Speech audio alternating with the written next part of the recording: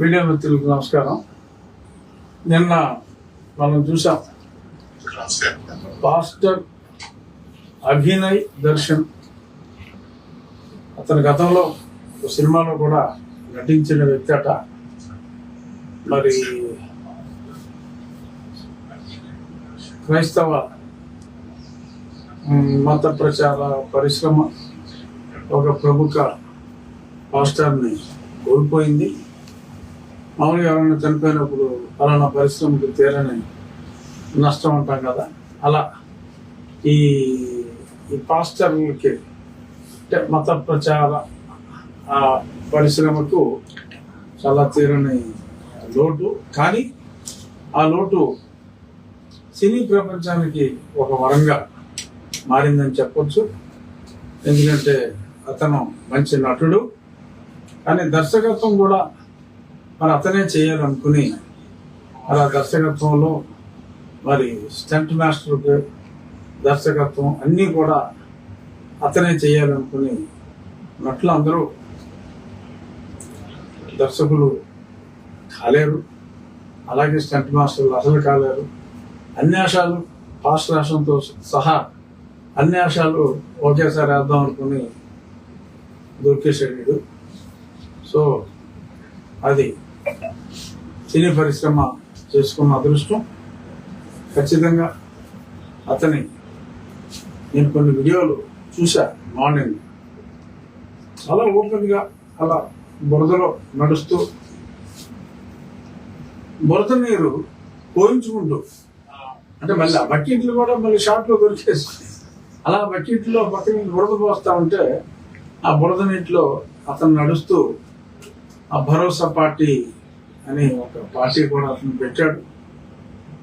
అలా ఈ మధ్యన శ్రవణ్ కుమార్ ఒక పార్టీ, విజయ్ కుమార్ ఒక పార్టీ, రేపు మాకు సునీల్ కుమార్ ఒక పార్టీ, అలాగే ఈ అభినయ్ దర్శన్ కుమార్ ఆల్రెడీ భరోసా పార్టీ పెట్టి మరి ఇలా దొరికేశాడు.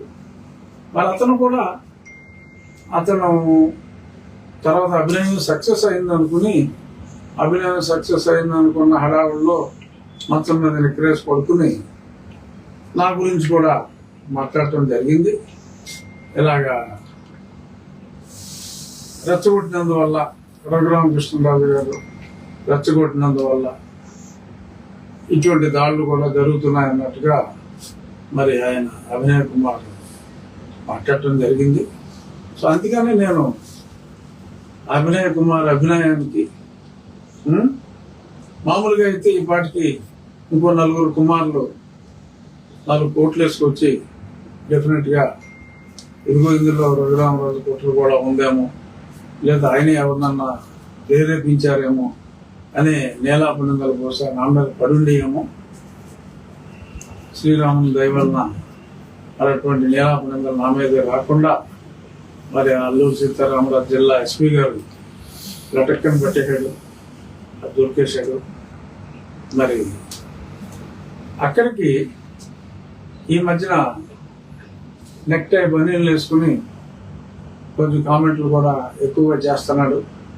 ఆ పాస్టర్ కూడా అక్కడికి వెళ్ళి అతనికి సంపూర్ణ మద్దతు కూడా ప్రకటించాడు. ఆ నెక్ టై పాస్టర్ ఒక ఇంటర్వ్యూలో కొద్ది రోజుల క్రితం అనుకుంటా నాకు మొన్న ఎవరో పంపించడం జరిగింది. బొట్టు మగవారు హిందువులు ఆడవాళ్ళు పెట్టుకుంటే పెట్టుకున్నారా, మీ మగవాళ్ళకి ఏమైందిరా, ఎవరికి పెళ్ళాలరా మీరు అని చెప్పి ఎప్పటి నుంచో వస్తున్న ఒక సాంప్రదాయం, హిందువుల సాంప్రదాయం, స్త్రీ పురుషులు తేడా లేకుండా బొట్టు అనేది హిందూ సంస్కృతిలో ఒక భాగం అయితే అంత అసభ్యంగా, అంత నీచంగా, అంత దారుణంగా మరి వాళ్ళు మాట్లాడటం, దాన్ని సహించటం, మాట్లాడటం ఒక తప్పు అయితే దానికి మరి చట్ట ప్రకారం మరి ఏం కేసులు పెట్టారో ఏంటి అనేది నేను వెరిఫై చేయాలి. ఇంకా లేదు ఎటువంటి చర్యలు తీసుకోలేదంటే కంప్లైంట్ ఖచ్చితంగా ఇస్తాం. చర్యలు తీసుకోవాల్సిన అవసరం ఉంది. ఇప్పుడు ఈ అజయ్ కుమార్ ఎలా అయితే ఒక మర్డర్ నాటకం ఆడాడో సరే దాని మీద కేసు కట్టారు. కానీ చాలా నాటక ప్రదర్శనలు ఈ మత ప్రచారం పేరిట జరుగుతున్నాయి. మరి అవన్నీ కూడా చట్ట ప్రకారం నేరాలే. ఈ పాపం దొరికేశాడు ఈ అభినయ దర్శన్ ఆ మర్డర్ డ్రామాలో. మరి మనం చూస్తున్నాం, అంటాడు వాడు వచ్చి అని చెప్పి వీడు బాబుతో ఈ కోట్లు వేసుకుని అలా నెత్తి మీద ఏదో రాస్తే నాకు మాట వచ్చింది అంటారు సడన్ గా. అది కూడా ఇలాంటి డ్రామా. మగవాడికి మాటలు రావటం, అవుటి వాడిని నడిచేయటం, క్యాన్సర్ తగ్గిపోయిందని ఎలా చెప్పింది, క్యాన్సర్ తగ్గిపోయింది అంటారు. ఇవన్నీ కూడా ఇటువంటి డ్రామాలు, అభినయం వేసిన డ్రామాలు లాంటివి డిఫరెంట్ టైప్ ఆఫ్ డ్రామాస్ అయ్యి మ్యాజిక్ అండ్ రెమెడీస్ యాక్ట్ అని ఈ డ్రగ్ కంట్రోల్ అథారిటీ వాళ్ళకి దీని మీద అథారిటీ ఉంది. ఎప్పుడైనా సరే ఇటువంటి ప్రదర్శనలు ఇవన్నీ తీయాలి. ఖచ్చితంగా ఇవన్నీ కూడా తీసి ఆ ప్రదర్శనలు ఎవరైతే ఇచ్చారో వాళ్ళ మీద కేసులు కట్టారా లేదా, మీకు ఎక్కడైనా ఇటువంటి ప్రదర్శనలు, మాయా ప్రదర్శనలు, ఇంద్రజాల ప్రదర్శనలు మీకు తటస్థిస్తే మీ ఏరియాలో ఉన్న డ్రగ్ ఇన్స్పెక్టర్ ఆ డ్రగ్ కంట్రోలర్కి మీరు ఇమ్మీడియట్ గా ఫోన్ చేసి, ఆయన నెంబర్ మీకు నెట్లో దొరుకుతుంది, ఫోన్ చేసి తెలియచేయండి. ఇటువంటి ప్రదర్శకుల్ని అరికట్టవలసిన బాధ్యత ప్రభుత్వాల మీద ఉంది. కానీ మరి ప్రభుత్వాలకు ఏం కావాలి చెప్పండి, తెలిసిపోయింది. సో కాబట్టి వాళ్ళు ఏమో ఇలా అయితే ఆ ఓట్లు అక్కర్లేదా అని కూడా సిగ్గు లేకుండా అడిగేస్తున్నారు. సో అంచేత బట్ అధికారులు అయితే ఖచ్చితంగా చర్యలు తీసుకోవాల్సిన అవసరం ఉంది. సో కాబట్టి డెఫినెట్గా ఇలాంటి ఇంద్రజాల ప్రదర్శనలు వీటి మీద ఇప్పుడు అభినయ దర్శన్ ఇచ్చిన ఈ స్ఫూర్తితో ఇటువంటి చర్యలు అన్నిటికీ కూడా ఉపక్రమించవలసిన బాధ్యత ప్రజల మీద ఉంది అని చెప్పి నేను గుర్తు చేస్తాను. ఈరోజు అనుకోకుండా మాట్లాడవలసిన మరొక అంశం ఏంటంటే, రాజోల్లో సరెల్ల విజయ్ ప్రసాద్ అతను గతంలో ఒక సర్పంచ్గా పనిచేశాడట, నేను కనుక్కున్నా. మరి అతను ఒక ర్యాలీ, మంది పైన ఉన్నారు, రాజోల్లో ఒక ర్యాలీ, దళిత క్రైస్తవ శాంతి ర్యాలీ అంటే నినాదాలతో శాంతి ర్యాలీ చేసి, ఏంట్రా బాబు కంటెంట్ అంటే సాక్షిలో వేశాడు. ఈ వీడియో వాళ్ళే వేస్తున్నారు బాగా. సో సాక్షిలో వేశాడు, రఘురామకృష్ణరాజును పార్టీ నుండి సస్పెండ్ చేయాలి. డిమాండ్ చేసింది ఎవడో, వైసీపీ వాడు. అరే వైసీపీ వాడు టీడీపీ పార్టీ నుంచి నన్ను సస్పెండ్ చేయాలని డిమాండ్ చేయట్లేదు. అసలు ఉందా దానికి? మళ్ళీ నాకు అసలు అనుమానం ఎందుకు వచ్చిందంటే, ఈ సాక్షుడు ఎందుకు వేసాడు ఇది? టీడీపీ వాడు డిమాండ్ చేస్తే సాక్షుడు వేయడు కదా, సాక్షుడు వేసాడంట్రా బాబు అని చెప్పి ఆ రాజోల్లో నా మిత్రులకు ఫోన్ చేసి కనుక్కుంటే అది ఆ రాజోలు గుట్టు ఇది. యువజన శ్రామిక రైతు కాంగ్రెస్ పార్టీ వాడు పోనీ నేనేదో ఇంకా నేను మరి గతంలో ఎప్పుడో వైసీపీలో ఉన్నా, మరి ఇంకా పోనీ వైసీపీలో ఉన్నాను అనుకుంటే జగన్మోహన్ రెడ్డికి చెప్పాలి. చంద్రబాబు నాయుడు గారికి వార్నింగ్ ఇస్తాడు వైసీపీ వాడు. మరేంటో మరి నాకైతే ఆ లాజిక్ అర్థం కాలేదు. కానీ ఆ ఊరేగింపులో ఉన్న వాళ్ళందరూ సరే 95% ఖచ్చితంగా వాళ్ళు గతంలో ఎవరైనా శ్రామిక రైతు కాంగ్రెస్ పార్టీకి ఓటేసిన వారే. ఆ మిగిలిన 5% దళిత హిందువులు. ఒకవేళ దళిత హిందువులు ఎలాగో అందులో ర్యాలీలోకి వెళ్ళడానికి లేదు, మనం పోరాడేది దళిత హిందువుల కోసం. సో అందులో ఉన్నవారికి మరలా నేను చెప్పేది ఏంటంటే, సరే మీరేదో డిమాండ్స్ చేసుకోండి అయి మనం దానివల్ల నాకు వచ్చిన నష్టం ఏమి లేదు. కానీ మరొక్కసారి నిన్నే చెప్పా, నేను చెప్పేది ఏంటంటే అక్కడికి మరొక్కసారి నేను లేని వాళ్ళు దొంగ కేసులు పెడుతున్నారు, అది మానుకోండి అని నేను దాని గురించి, ఒకవేళ అలాంటి కేసులు పెడితే మీరు కూడా పెట్టించుకోకండి, వారి సమాధులు వెరిఫై చేయండి, వారి చర్చ రికార్డు వెరిఫై చేయండి. హూఎవర్ ప్రొఫెస్ వాళ్ళు క్రిస్టియానిటీ, హూఎవర్ ప్రొఫెస్ క్రిస్టియానిటీ వాళ్ళు దీనికి అనర్హులు అని ఇలాగే ఒక దొంగ కేసు పెట్టిన పాస్టర్ ఆనంద్ విషయంలో ఇలాగే దొంగ కేసు పెట్టి దొరికేశాడు అతను.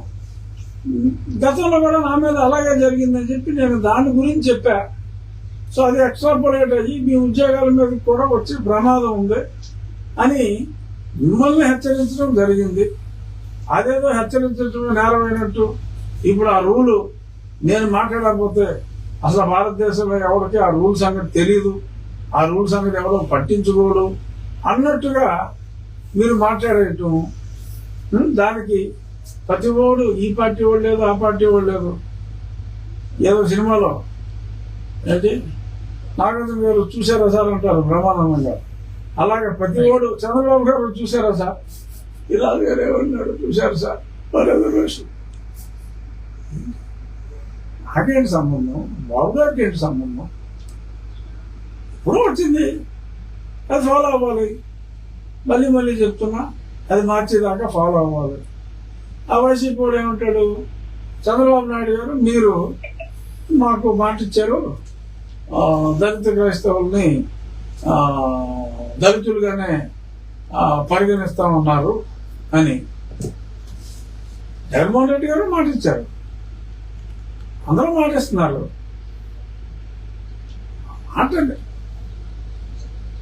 భారతదేశంలో యూనియన్ టెరిటరీలు కలిపి 30 ఉన్నాయా? కనీసం 51% అంటే 16 రాష్ట్ర శాసనసభల్లో ఇది ఎప్పుడు అవ్వాలి. పార్లమెంటు సభ్యుల్లో 3వ వంతు పార్లమెంటు సభ్యులు దీనికి ఒప్పుకోవాలి. రాజ్యాంగం అమెండ్ చేయాలి అంటే అండర్ ఆర్టికల్ 368 రాజ్యాంగాన్ని మార్చే హక్కు ఉంది. కానీ అది జరగాలి అంటే మొన్న వీగిపోయింది పార్లమెంట్లో, చూసారా? ఓ బిల్లు పెట్టారు, ఏమైంది వీగిపోలా? మెజారిటీ లేక 2/3 మెజారిటీ ఉండాలి, ఉంటేనే అవుతుంది. అంచేత ఒక రాష్ట్రం ఎలక్షన్లో ఒకరు లేదు మేము చేసేస్తాం అన్నంత మాత్రాన అది అయ్యేది కాదు. రాజ్యాంగంలో అది అలాగే ఉంటుంది. అలాగే ఉన్నప్పుడు ట్రిపుల్ మాట్లాడేడా లేదా అనేది అప్రస్తుతం. అది ఇంప్లిమెంట్ చేయవలసి వస్తుంది. మీరు ఇలాగే గిల్లి గజ్జాలు ఎట్టేసుకుని దేవాలయాలకు అడ్డాలడిపోయి మిమ్మల్ని పర్మిషన్ అడిగితే మమ్మల్ని తిట్టేసి ఈ రకంగా డ్రామాలు ఆడేసి ప్రతిదానికి అమ్మ కొత్తేదే అన్నట్టు ప్రతిదానికి చంద్రబాబు నాయుడు గారు అని చెప్పి నా మీద కంప్లైంట్ ఇచ్చి దీనివలన ఉపయోగం లేదు. మీరు దొంగ కేసులు పెడతాం మానేయండి, దొంగ ఎస్సీ అట్రాసిటీ కేసులు పెడతాం మానేయండి. అప్పుడు మీ జోలికి ఎవరో రారు. అంతే తప్ప నేను ఇలాగే పెట్టుకోవాలి, నేను దొంగ కేసులు పెట్టుకునే హక్కు మాకు ఉండాలి, మాకు పోలీసులు ఇచ్చే అదే పోలీసులతో పంచుకునే సరైన అఫీషియల్గా పంచుకోరు కాబట్టి మేము కంప్లైంట్ ఇస్తే మాకు డబ్బులు వచ్చే హక్కుని మీరు కాళ్ళ రాయడానికి వీల్లేదు అనే విధంగా మీరు మాట్లాడటం సమంజసం కాదు. మళ్ళీ చెప్తున్నా, సరే అక్కడ వైసీపీ వాళ్ళు డిమాండ్ చేశారు. అది అది మరీ టూ మచ్. ఏ పార్టీ వాళ్ళు డిమాండ్ చేసినప్పటికీ కూడా నేను చాలా స్పష్టంగా చెప్తున్నా, నేను రాజ్యాంగబద్ధ పదవిలో ఉన్నాను. నేను ఈ పదవిలో ఉన్నంత కాలం రాజ్యాంగాన్ని పరిరక్షించవలసిన బాధ్యత నా మీద స్పష్టంగా ఉంది అని మరొక్కసారి బాబులు మీకు తెలియజేస్తున్నా. మీరు ఎన్ని ఉడతూ లోపునా ఏం కాదు. సరే, తర్వాత నిన్న రిపోర్ట్ వేసుకుని ఢిల్లీ వెళ్ళిపోయి స్టేషన్ మాట్లాడి బాప్టిజం సర్టిఫికెట్ తీసుకుంటేనే క్రైస్తవులు అవుతారు అని. ఎవరు చెప్పారు నాకు తెలియదు. మొన్న సుప్రీంకోర్టు ఆర్డర్లో, అంతకుముందు ఎప్పుడో ఏదో తాలూకా కోర్టులో, జిల్లా కోర్టులో ఎవరో మాట్లాడారు, లేకపోతే ఏదో హైకోర్టులో ఎవరో ఏదో మాట్లాడారు అన్నట్టు మాట్లాడుతున్నారు. సింపుల్ కామన్ సెన్స్ ఏంటంటే, ఒకసారి సుప్రీంకోర్టు ఒక తీర్పు ఇచ్చిన తర్వాత గతంలో ఇచ్చిన హైకోర్టు సింగిల్ జడ్జి తీర్పులు, ఇంకేదన్నా జిల్లా కోర్టు తీర్పులు లాంటివి ఉంటే ఏమీ పరిగణలోకి తీసుకోబడవు. సుప్రీంకోర్టు తాజాగా ఈ పాస్టర్ ఆనంద్ విషయంలో చెప్పినప్పుడు రాజ్యాంగంలో ఏదైతే ఉందో దాన్నే ఆర్డర్లో రిపీట్ చేశారు. హూ ఎవర్ ప్రొఫెస్ క్రిస్టియానిటీ, ఎవరైతే దాన్ని అనుసరిస్తారో వారు ఈ బెనిఫిట్స్ అన్ని పోతాయి అని స్పష్టంగా చెప్పిన తర్వాత అతను అంటాడు, అంటే అతను ప్రజలను మాయ చేస్తున్నాడు. మీరు క్రిస్టియన్ అవ్వండి, ఏం పర్వాలేదు, సర్టిఫికేట్ తీసుకోలేదు. మీరు సర్టిఫికేట్ తీసుకోవాలని చెప్పు మీరు క్రిస్టియన్ కాదు. ఒకవేళ ఓకే, నా సర్టిఫికేట్ నేను వెనక్కి ఇచ్చేస్తున్నాను, ఒకవేళ ఆల్రెడీ సర్టిఫికేట్ తీసుకున్నట్టు దొరికేస్తే సర్టిఫికేట్ వెనక్కి ఇచ్చేస్తున్నాను, నేను హిందూ అయిపోయాను అని చెప్తే మళ్ళీ మనం హిందూ అయిపోయినట్టే అని చెప్పాడు. ఇది నేను ఇంతకుముందే చెప్పాను. అరే, మీకు గర్భాపసి అనే ఒక సిస్టమ్ ఉంది. మీరు అందులోంచి బయటకు వచ్చి మీరు పూర్తిగా చర్చలకి వెళ్తే బాధేసి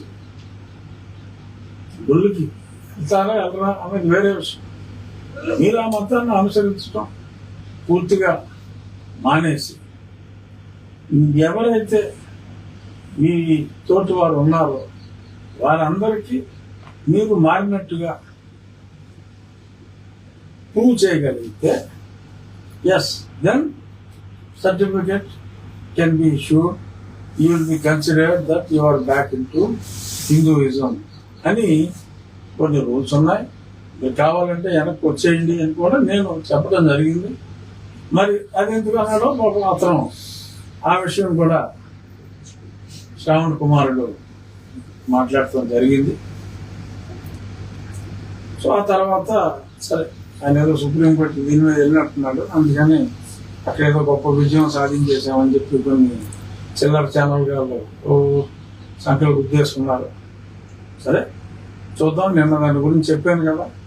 ఈరోజు ఇప్పుడే కొద్దిసేపటి క్రితం మనం ఫైల్ చేసాం.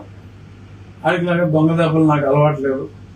మనకు కనీసం నోటీస్ ఇవ్వకుండా ఆడికి వెళ్ళిపోయి వేసేసుకుని పచ్చబద్దాలు చెప్పి ఇక్కడ పెండింగ్లో ఉన్నాయి, పెండింగ్లో లేనట్టుగా అఫిడవిట్లు ఇచ్చి చేశారు. మనం వేసాం పిటిషన్, 2 పిటిషన్లు వేసాం. ఒకటి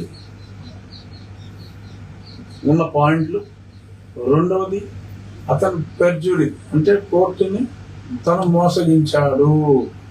సో ఎలా మోసగించాడు? ఇక్కడ కంటెంప్ట్ పిటిషన్ పెండింగ్లో ఉంది.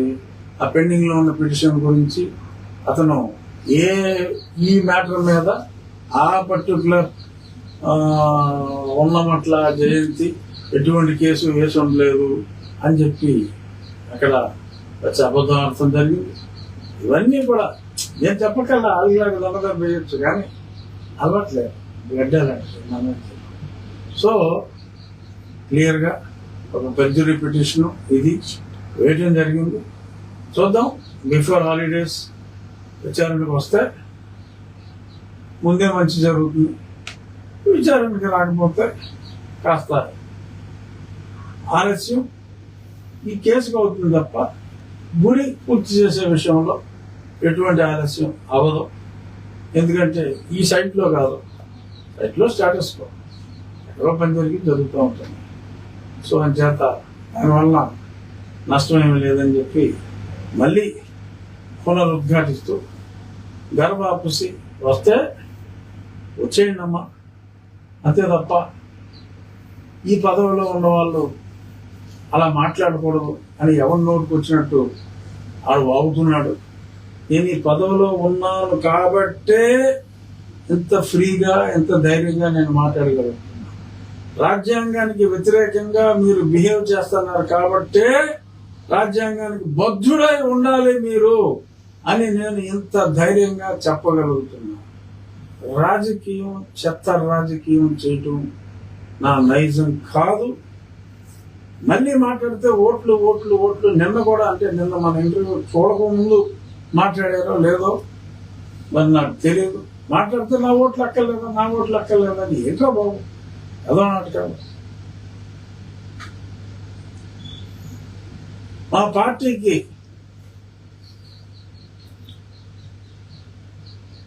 మీకు మాట ఇచ్చిన మా పార్టీకి మీ ఓట్లు అవసరం. నాకు 80% మంది ప్రజలు మద్దతు ఉన్నారు. నాకు నీ ఓట్లు అక్కలా. నిన్న చెప్పా, మళ్ళీ చెప్తున్నా, మా పార్టీకి అవసరం. నేను రాజ్యాంగం గురించి మాట్లాడుతున్నాను కాబట్టి రిపీట్ చేసిందే మళ్ళీ మళ్ళీ రిపీట్ చేస్తున్నా. మద్దతు ఇస్తా ఉన్నారు రాజ్యాంగాన్ని మార్చడానికి.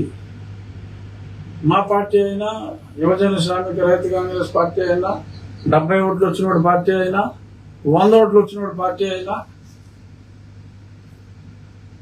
వాళ్ళు మద్దతు ఇచ్చారు కదా. అది 70 కోట్లు ఎందుకు ఇచ్చారు వీళ్ళు? తెలియగలుగుతాను. సరే వదిలేయండి బాబు. 70 ఓట్ల గురించి అన్నిసార్లు మనం మాట్లాడితే బాగోదు, ఫీల్ అవుతాడు. సరే, మళ్ళీ నేను చెప్పేది ఏంటంటే, దయచేసి నేను ఒక రాజ్యాంగబద్ధ పదవిలో ఉన్నా. ఈ పదవిలో ఉన్నంతకాలం నేను రాజకీయాలకి దూరంగా ఉన్నట్టు లెక్క. అందుచేత మీరు ఏమంటే కొంచెం చూడండి అని అలిగిరికి చెప్పడాలు వేస్ట్, ఉపయోగం లేదు. రాజ్యాంగబద్ధుని నేను, అందులో ఉన్నది ఉన్నట్టు ఫాలో అవ్వాలని చెప్తాను. మార్చుకోవడానికి మీరు చేసే ప్రయత్నాలు సఫలం కావాలి అని ఒక సాటి వ్యక్తిగా నేను కూడా కోరుకుంటా. కానీ అదంత ఈజీగా అయ్యేది కాదు అని చెప్పాల్సిన బాధ్యత కూడా నా మీద ఉంది. కాబట్టి మీరు అమలాపురం రోడ్ల మీద, రాజోల్ రోడ్ల మీద రచ్చ చేస్తే ఉపయోగం లేదమ్మా. ఢిల్లీ వెళ్ళండి, చండీగఢ్ వెళ్ళండి, అమృత్సర్ వెళ్ళండి, భోపాల్ వెళ్ళండి, జైపూర్ వెళ్ళండి, మెడ్రాస్ వెళ్ళండి, కొచ్చిన్ వెళ్ళండి, అన్ని చోట్ల తిరగండి. ఒక ఊర్లో తిరిగితే ఇది అయ్యి పని కాదమ్మా. అంచేత విజయప్రసాద్, ఈ బ్యాచ్ అందరూ మీరు వెళ్ళి, ఈ 4 ఉన్నారు కదా రెడీగా తిరగడానికి. ఇక్కడ భీమవరంలో కూడా ఏదో పెట్టుకుంటారంట మీటింగ్లో, సేమ్ ఇదే. దళిత క్రైస్తవులు 4 కుమారులు వస్తారట, నీళ్ళు కోట్లు వేసుకుని వాళ్ళు ఏదో మాట్లాడుకుంటారట. బాబు రండి అని చెప్పి కూడా చెప్పుకుంటారు. ఎన్ని మాట్లాడకుండా, ఏ ఊళ్ళో మాట్లాడకుండా. ఇక్కడ కాదమ్మా, అన్ని రాష్ట్రాలే అవ్వండి, మాట్లాడుకోండి, సమాయత్తపరచండి. ఏదో 5 ఏళ్ళకో 10 ఏళ్ళకో అవ్వచ్చు, బట్ అప్పుడు దాకా ఫాలో కండి. ఇక ఈరోజు ముగించే ముందు ఒక అంశం చెప్పి ముగిస్తా. ఇంకా ఆ పాస్ట్ ఆనంద్ ఇష్యూ అది ఇవాళ ఏదో చెప్తా అన్నారు, చెప్పారా? ఇంకా రాలేదు. జాయింట్ కలెక్టర్ గారు అయితే చెప్పారట. నేను గతంలో ఒకసారి చెప్పా, ఇప్పుడు 15 రోజుల క్రితం ఇష్యూ. ఒకసారి సుప్రీంకోర్టు చెప్పేసిన తర్వాత జాయింట్ కలెక్టర్ లేకపోతే కలెక్టర్ ఇక్కడ చెప్పడానికి ఏమీ లేదు. అది అక్కడికి వెళ్ళినప్పుడు మ్యాటర్. మనం కూడా ఇదివరకు ఇక్కడ జోసెఫ్ క్యాన్సిల్ చేసాం. జాయింట్ కలెక్టర్ గారు చూశారు. తర్వాత కలెక్టర్ గారి దగ్గరికి వెళ్ళింది. ఆ చర్చ్ వెరిఫై చేశారు, సమాధులు వెరిఫై చేశారు, అన్ని వెరిఫై చేశారు. అతనికి మాట్లాడే అవకాశం ఇచ్చారు, తీసేశారు. అక్కడ కోర్టు గొడవలు లేవు. కానీ సుప్రీంకోర్టు అన్ని వెరిఫై చేసి అతని పేరే పాస్టర్ ఆనంద్ అని చెప్పి అతను చెప్పిన తర్వాత ఓవర్ ప్రొఫెస్కే లేదు అసలు. నువ్వు యువర్ ప్రీచింగ్ దీనికన్నా మరి 10 times ఎక్కువ. నువ్వు చర్చిలో నువ్వు పాస్టర్ అని నువ్వే చెప్పి ఇంకా మళ్ళీ ఈ సోది అంతా ఏంట్రో బాబు అని చెప్పి అది కొట్టేయడం జరిగింది. అది కొట్టేసిన తర్వాత మళ్ళీ జేసీ గారి సోది, కలెక్టర్ గారి సోది, ఇదంతా non sense according to me. నాకు రూల్ తెలుసు, అన్నీ తెలుసు. I'm not illiterate. సో మరి దీన్ని ఎందుకు ఇలా కాలయాపన చేస్తున్నారు, ఎవరిని సర్ది చెప్పుకుంటారు అనేది నాకు తెలియదు. కానీ అతను చాలా గంభీరంగా నిన్న ఎవరి పేపర్లో చూశాను. నేను అడిగితే నేను పుట్టుకతో జరుగుతుంది నా విశ్వాసం. తర్వాత నేను పుట్టాక మారింది. కానీ పుట్టాక మారుతున్నాను, పుట్టకముందే మారిపోద్ది. నేను పుట్టాక మారింది అంచేత నా సర్టిఫికేట్ రద్దు చేయడానికి వీలు అని చాలా గంభీరంగా అతను చెప్పడం జరిగిందట. సో ఏదేం చెప్పినా ఖచ్చితంగా మరి ఈ పాటికే రావాలి. ఎవరు కాకపోతే రేపైనా ఆళ్ళు ఇల్లు ఊపే పొడతోపుడికి అదే అవ్వదు ఖచ్చితంగా. లేదంటే అది కంటెంట్ అవుతుంది. ఇవాళ కాకపోతే రేపు ఖచ్చితంగా రేపు సాయంత్రంలోపు ఆ పాస్టర్ ఆనంద్ సర్టిఫికేట్ రద్దు అవుతుంది. అప్పుడు ఈ బ్యాచ్ అందరూ మరి ఏ రకంగా ఓలా దిగోమంటారా లేకపోతే క్యాల్కులేట్ చేసుకుంటారా? మరి దానికి కూడా రఘురామకృష్ణరాజు డౌన్ బాబు గారు రఘురామకృష్ణరాజు మీరు చర్యలు తీసుకోవాలంటారా అనుకోండి. కానీ నేను చెప్తున్నా సుప్రీంకోర్టులో మేము నెగ్గటం మెరిట్స్ మీద న్యాయం ఇటు ఉంది కాబట్టి అతను కోర్టును తప్పుదో పట్టించాడు కాబట్టి నిజాలు త్వరలో బయటికి రావడం తథ్యం. పాస్టర్ ఆనంద్ సర్టిఫికెట్ రద్దు అవటం తథ్యం అన్నది మరొక్కసారి నొక్కి ఒక్కానిస్తూ మంచి పాస్టర్ని కోల్పోయిన విషాదంలో ఉన్న వారికి ఒక శుభార్త ఏమిటంటే చలనచిత్ర పరిశ్రమకి మంచి నటుడు వచ్చాడు. హీరోలందరూ చాలా టైట్గా ఉన్నారు. సో అధ్యాత ఓ మంచి నటుడు వచ్చాడు. ఓకే, ఇంకా నా ప్రశ్నలు ఉన్నారా? Thank you.